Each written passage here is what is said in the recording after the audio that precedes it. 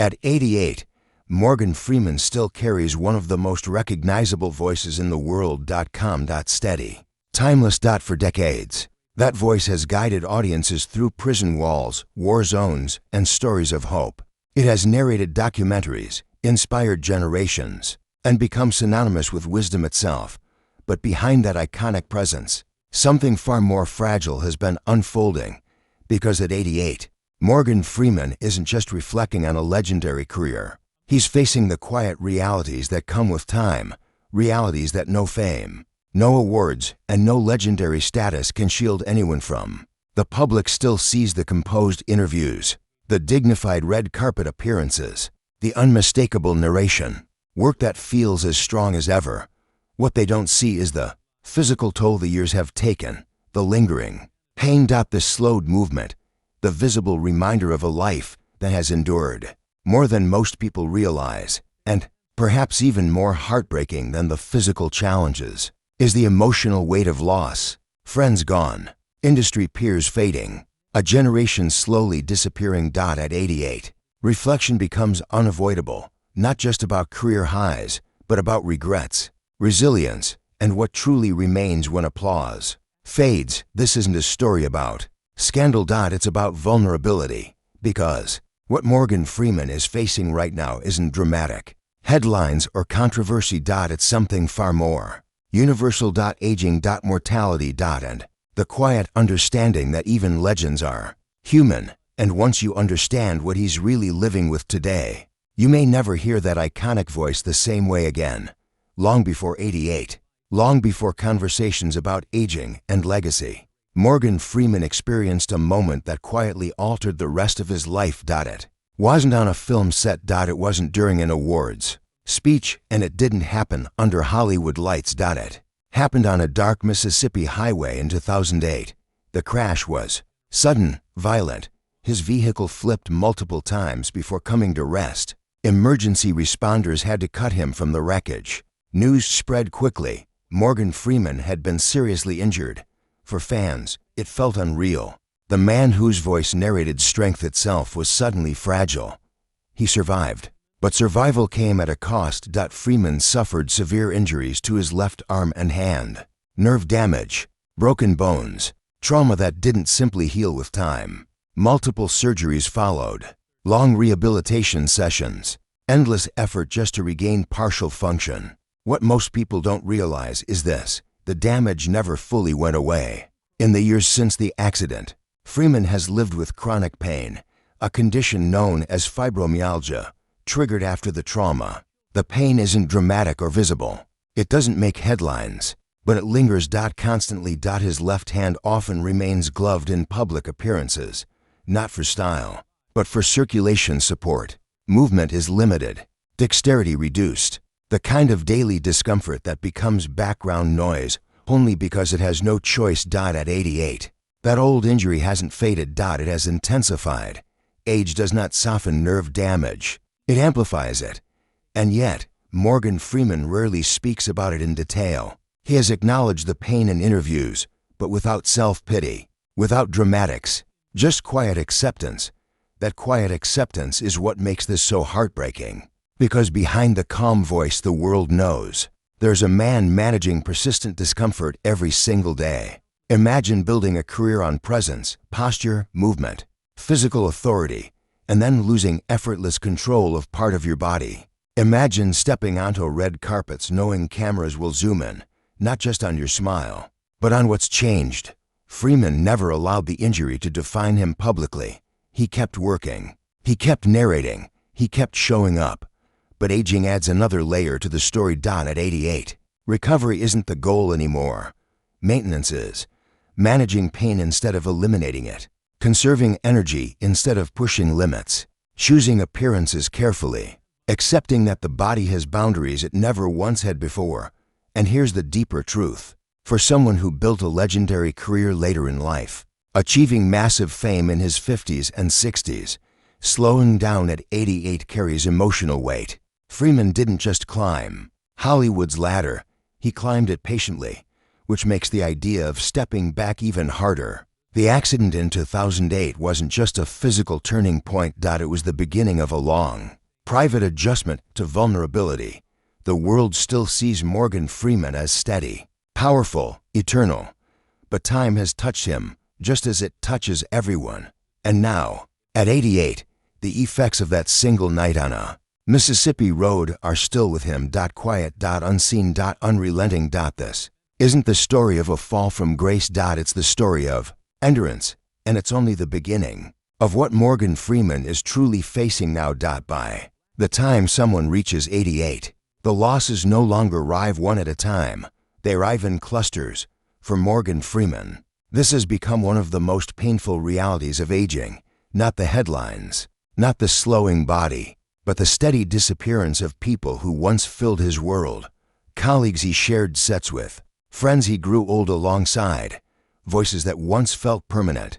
Hollywood likes to celebrate longevity, but it rarely speaks about what longevity costs. Freeman has lived long enough to watch an entire generation of storytellers fade away. Actors he admired, directors he trusted, musicians, writers, many of them gone.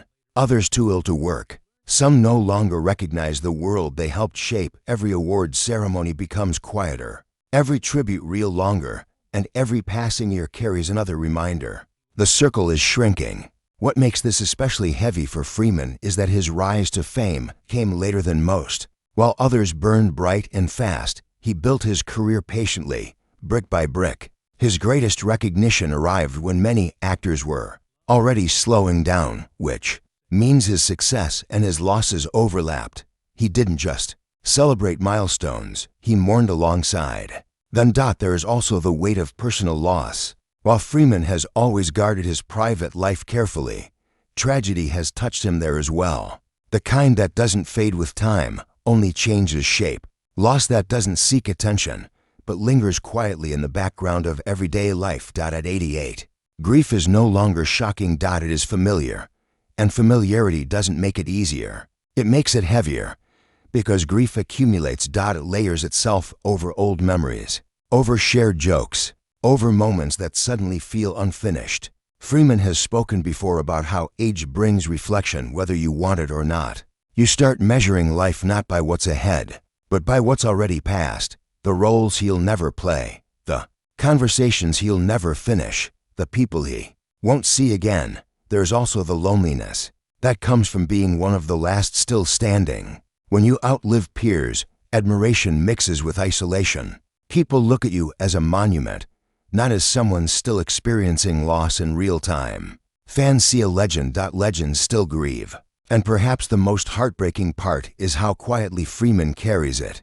He doesn't dramatize loss. He doesn't perform sorrow. He absorbs it with the same calm presence the world associates with his voice. But calm doesn't mean untouched. It means controlled. At this stage of life, every phone call carries weight. Every silence is noticed. Every empty chair feels symbolic. Aging doesn't just slow the body, it sharpens memory. Moments from decades ago replay with surprising clarity, while recent ones blur. Time behaves differently. And in that shifting sense of time, loss feels closer, more intimate. Freeman still works when he can, still lends his voice to projects that matter, still appears when he feels able.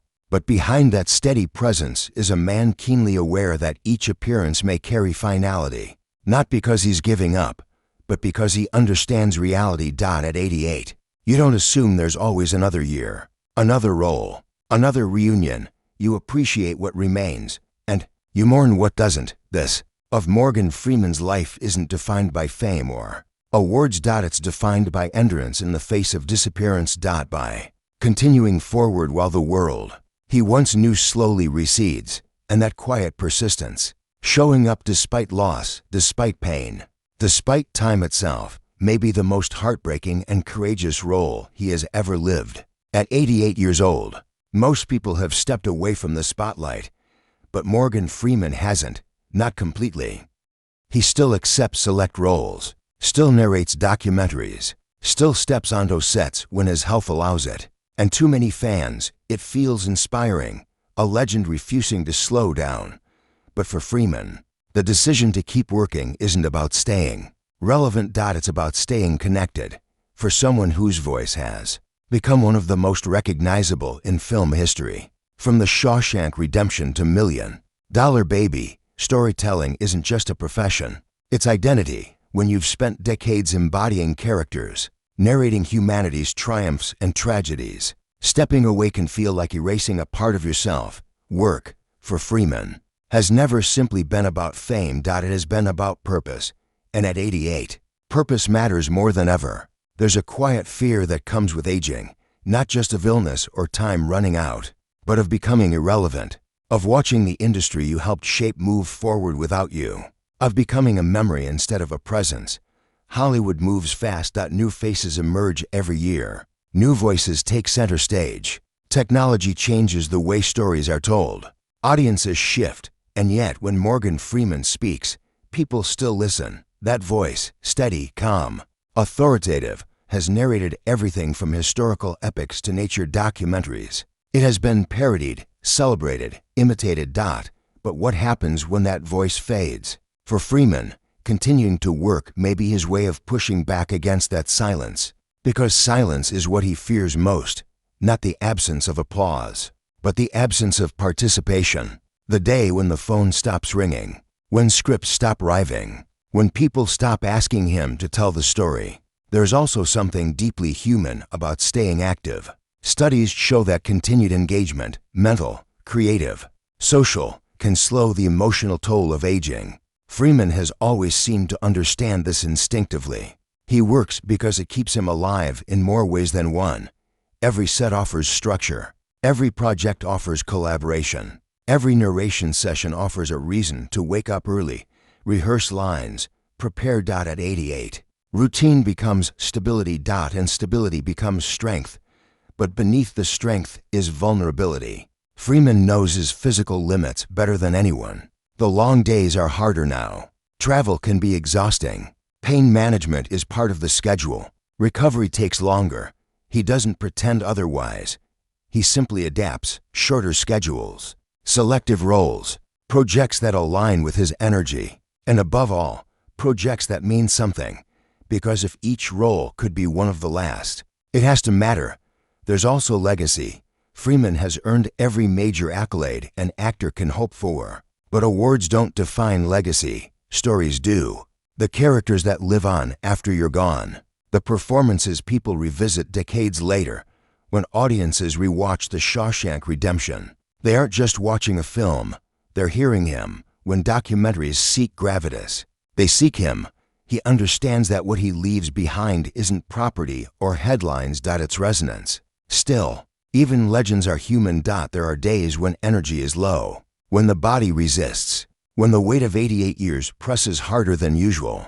And in those moments, continuing requires more than professionalism. It requires courage. The courage to show up while knowing the clock is real. The courage to create while knowing time is limited. The courage to remain visible while navigating vulnerability. And maybe that's the most heartbreaking truth of all. Morgan Freeman isn't working to prove he's still strong. He's working because stopping would feel like surrendering a part of who he is. At 88, he's not chasing fame, he's protecting meaning, and in doing so, he reminds us that purpose doesn't expire, even when time does. At 88, Morgan Freeman has nothing left to prove. The awards are secured, the films are immortalized, the voices etched into global memory. And yet, legacy isn't something Freeman talks about with pride or grandeur. He talks about it quietly. Because when you reach this stage of life, remembrance isn't about trophies, it's about truth. Morgan Freeman didn't become a star overnight. Unlike many actors who found success young, his journey was slow, uncertain, and often discouraging. He spent years working small roles, struggling financially, and wondering if the dream would ever arrive. That long climb shaped him. It taught him patience, it taught him humility, and it taught him never to take a single opportunity for granted. Now, at 88, those lessons matter more than ever. Freeman understands that people will remember him for the roles, the calm wisdom of Red, the authority figures, the narrators who sounded like they knew the universe personally. But what he hopes people remember goes deeper than characters. He wants to be remembered as someone who respected the craft, someone who showed up, prepared, someone who understood that storytelling is a responsibility, not just entertainment. In interviews, Freeman has often resisted being treated like a myth. He avoids exaggerated praise. He corrects people when they elevate him to far above humanity, because he knows the truth. Behind the voice that sounds like certainty is a man who has lived with doubt. Behind the roles that radiate wisdom is someone who learned through mistakes. And behind the legend is a human being who has loved, lost, endured pain, and kept going anyway. At 88, he is acutely aware that time is no longer abstract. Every year feels precious. Every conversation matters. Every project carries weight. He has spoken openly about acceptance, not in a defeated way, but in a grounded one. Acceptance that the body changes, acceptance that energy fades, acceptance that no one escapes time, but also acceptance that a life well lived doesn't require perfection. Only honesty. Freeman doesn't chase immortality. He understands that fame fades. What lasts are the moments where someone felt seen, comforted, or inspired by a story. He knows there are people who watch his films during the hardest moments of their lives. Prison sentences, hospital rooms, loss, loneliness, hope. And that knowledge humbles him. If his voice brought calm to someone's chaos, even once, then the career was worth it. As he faces the realities of aging, Freeman has become more selective, more introspective, and more intentional.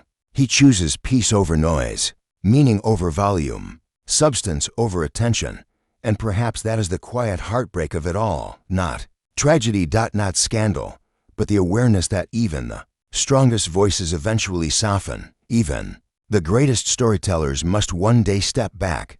Yet there is beauty in that truth, because Morgan Freeman's legacy doesn't depend on how loudly he speaks. Now. It lives in echoes. In Ray watches. In narration that still gives chills. In characters that still teach patience, hope, and dignity. At 88, what he's facing isn't an ending. It's a closing written with grace. And if this truly is the season of reflection for Morgan Freeman, then the message he leaves behind is simple and profoundly human. Live fully, work honestly, accept time. And when your voice finally quiets, let your stories keep speaking.